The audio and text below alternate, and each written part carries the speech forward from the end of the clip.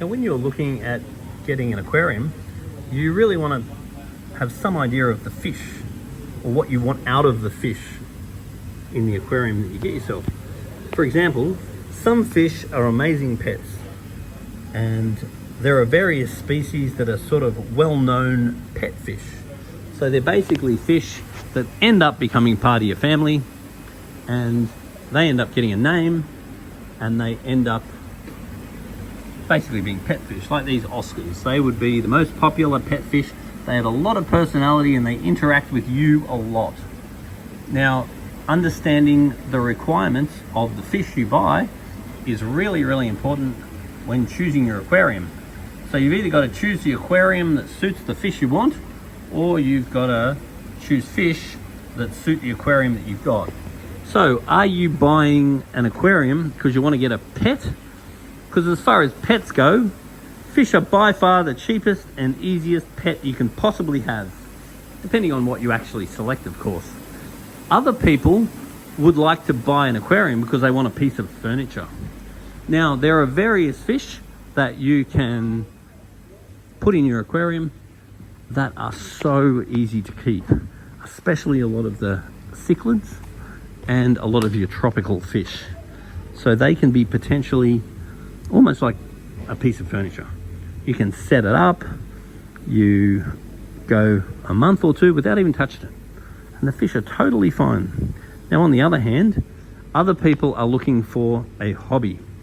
If you're looking for a hobby, then you might, for example, venture into the saltwater, but you need to be aware that if you are going to go for something like a reef aquarium, it is definitely going to require more time. It's definitely going to require more money. So it's important to make the right decision as far as the aquarium you purchase or the fish that you put in the aquarium. And that's why coming to see us is a very good idea, because we can help talk through what it is you want to get out of the aquarium to make sure that it is the right choice. For example, if you're looking for a pet fish, I wouldn't be getting neon tetras. If you're looking for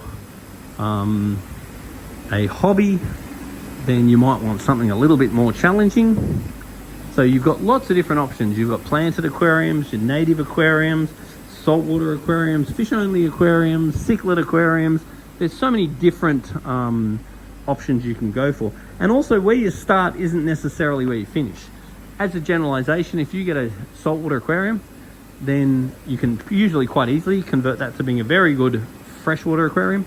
On the other hand, if you buy a freshwater aquarium, it may not be ideal to go saltwater. So considering future options are also something to look at. The other thing is that I do tend to find in this hobby is that when you set an aquarium up, it's very common that for the first year you absolutely love it. The next year you sort of like it, and then you've sort of seen it. So being aware of that is really a good idea, and then making sure that you change it up when you need to. So I've been into aquariums for over 30 years and I absolutely love them, but I've always been someone that's always looking for the next thing.